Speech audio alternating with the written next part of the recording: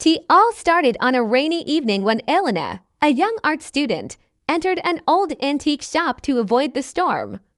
The shop was small, quiet, and filled with dust. Everything inside seemed forgotten by time, except for one thing. On the far wall hung a painting of a woman standing in a field, her eyes hauntingly real, as if she were looking straight into Elena's soul. The shopkeeper, an elderly man with a tired smile, noticed her interest. He told her the painting had been there for decades. People claimed it was cursed, that anyone who owned it would hear whispers at night. Elena laughed at the idea. She didn't believe in curses or ghosts. To her, it was just art, mysterious and beautiful. Without hesitation, she bought the painting and took it home. That night, as the rain tapped against the window, Elena hung the painting on her wall.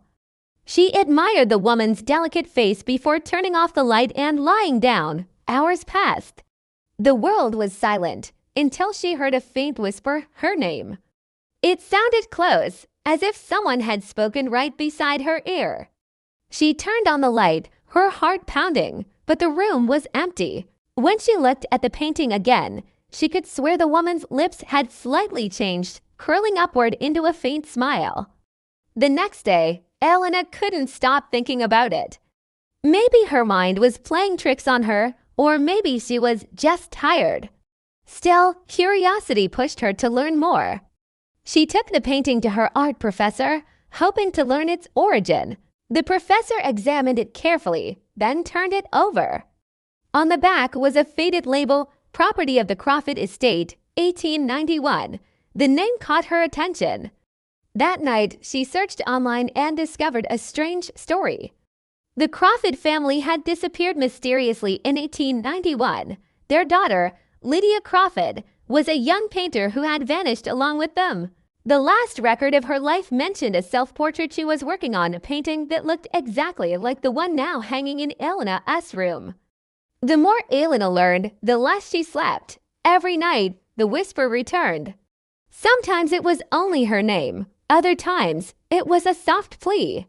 "Help me." She began to notice changes in the painting. The woman's eyes seemed to move. They no longer looked straight ahead, but slightly to the left, as if staring at something inside Elena's apartment.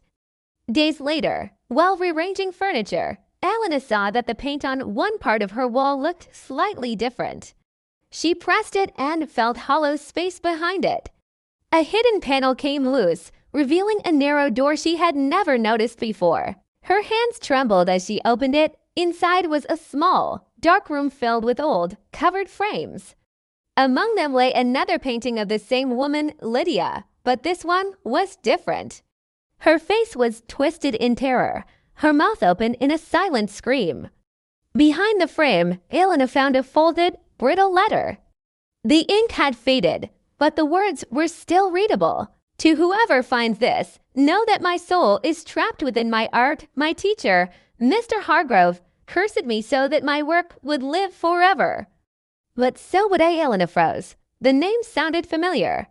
The old man at the antique shop, his name tag had read Hargrove. The next morning, Elena rushed back to the shop to confront him. But when she reached the street, the shop wasn't there. The building was gone, replaced by an empty lot filled with weeds. It looked as though nothing had ever existed there. Confused and terrified, she turned to leave, but something caught her eye.